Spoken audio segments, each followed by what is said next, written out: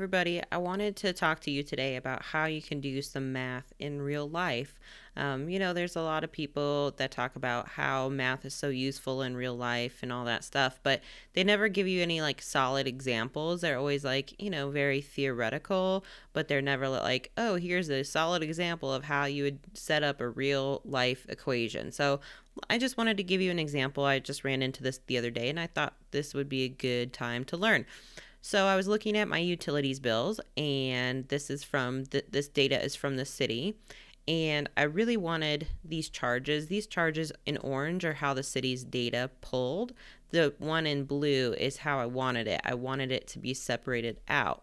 Unfortunately, the city only does electric charge and the service fee and the sales tax all together in one, and I really wanted them separate. So instead of going through every single one of these and looking at one of the bills and everything, I'd have to go through every bill and open the PDF, because that's the only place where all these things are broken out, and I would have to go and look one by one.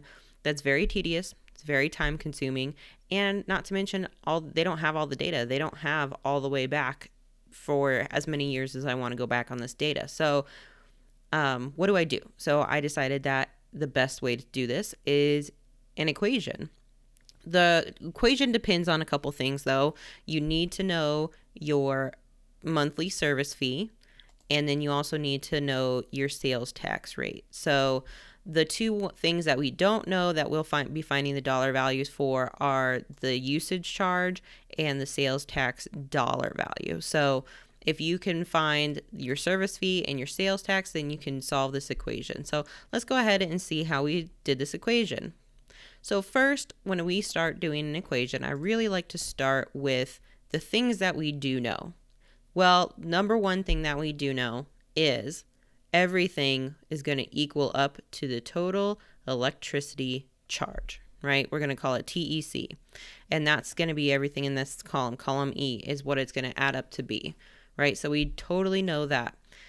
What else do we know? Well, we know that before the city charges tax, we have the electricity usage charge plus the service fee. And then the city does the tax on top of it. So then that would be 1 plus the tax. The reason why we are doing 1 plus the tax is because we're trying to find what the tax is on top of the electricity and fee. We're not trying to just find the dollar value of the tax itself.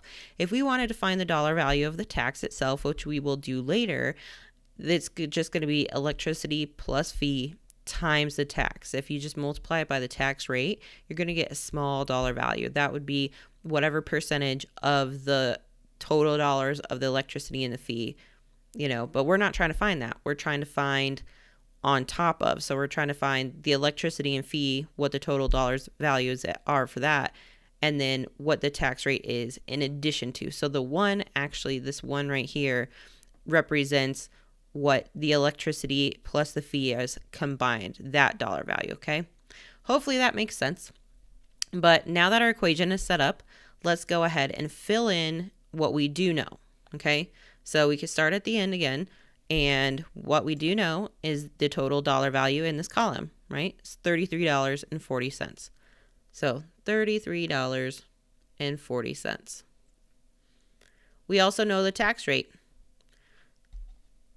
And that's right here. That hasn't changed since 2018. So the tax rate is plus 0.0353. What else do we know? Well, we don't know the electric charge because that's what we're trying to find. And we do know the fee. So let's go back and see what the fee is. The fee was $12.40. So $12.40. Great. So now what we can do is we can start solving. And just so you know, this is a standard algebraic equation where we are going to solve for x. Right now, the electricity, what we have ELEC, right? That's our x. You can put an X in there if that's easier for you to, imagine, since we're so used to doing it like that. But that's what we're solving for. We're solving for X. So how we're going to do that is we're going to start by using PEMDAS, which is the order of operations, and it's an acronym for the order of operations.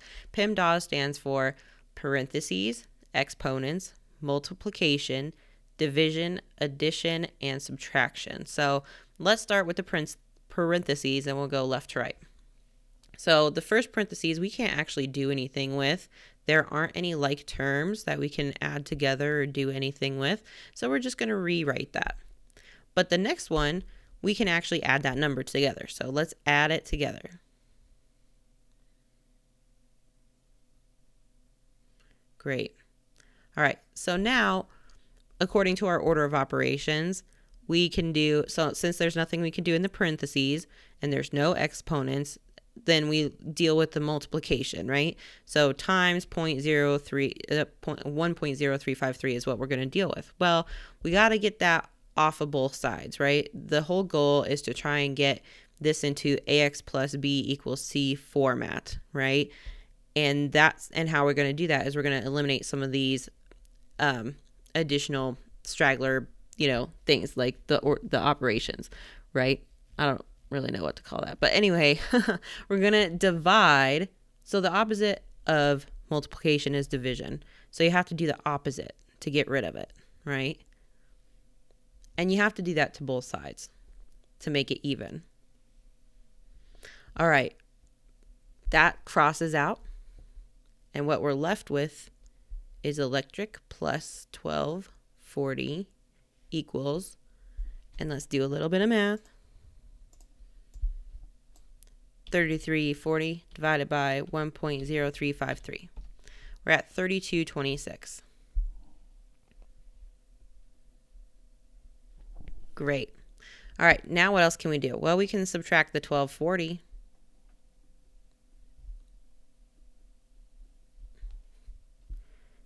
And that leaves us with electric equals minus 1240, $19.86. So we have solved for X in this equation, right? So this is telling us that our electric usage charge is $19.86. We've used $19.86 worth of electricity that month. All right. Before we move on, we got to do the right thing. We got to check our equation. So we got to plug this $19.86 back into the original equation, okay? So we're going to do $19.86 plus the fee, the $12.40, times the 1 plus the 0.353, which is the tax rate, equals $33.40. All right, let's just do a little math here. So we kind of already did that before, but we're just going to add it back together just for illustration purposes. 26, right? 3226. Yep. And then times 1.0353 equals 3340. All right, so let's go ahead and do that. Times 1.0353 equals 3340. So check. Our equation checked out. Great. But we're not done yet. So what we got to do now is we have to put that into our Excel equation. Well, not equation, but Excel spreadsheet, right? So the first thing we're going to do, the easiest thing to start with, is we want to find the dollar value of the sales tax. We talked about this at the very beginning, where if you want to find the dollar value, you're going to take the usage charge and you're going to add it to the service fee, and then you're going to multiply it by the sales tax. We're not doing the 1 because we're not adding on top of, we're not trying to find the dollar value combined. We're trying to find just the single dollar value of the sales tax. So right here, this isn't the correct rate, right? Because we haven't found this charge yet. Once we find this charge, then we'll get the correct rate for that charge. All right, the next thing we got to do is we're plugging in the electricity. So let's go back to our equation and see what we did. So we took the total electricity cost or charge or whatever, and then so we could do this part. We could do equals 3340. So let's start with that. So let's say equals the total electricity charge. And then what did we divide it by? We divided by the 1 plus the sales tax. So let's do that. I over parentheses just because it doesn't hurt anything for what I'm doing anyway, and I like to keep it, I like to understand what I'm doing. For me, it's just an organization thing. So so that's 1 plus the sales tax, right? Then what else did we do? If you go back, then we subtracted by the fee, okay? So minus, so we already put in the minus, the fee. Oh, look, $19.86. And then our tax after that was calculated correctly. So let's go ahead and check and make sure our equation is correct. So this very top one I did manually. I actually went to the bill and pulled out the numbers and put it in. So this is what it is, so we're going to check our equation and make sure that we get the exact same numbers. So we're going to copy, and then we're going to paste. And we're going to paste the equation, and we should be getting $25.84. And we did. We got $25.84. So that means our equation works perfectly. And then we're going to copy the $1.14, and then we're going to paste the equation up here. We should get $1.42. Whoops. Trying to do this with one hand. And then paste. And we did. We got $1.42. So that equation works perfectly as well. So now we can actually copy it down, the equation down, and it's a much faster way to get the same data that would have taken me a long time to do. So for when you have a lot of data like this that you need to fill in, that's a much faster way trying to go the equation route, because can you imagine how much time it would take me to go and look up every single one of these bills and open it and then plug in a few data points? It's not going to be pretty, and it's not going to be fast, and it sucks. So anyway, I hope you guys learned something, and yeah, talk to you later.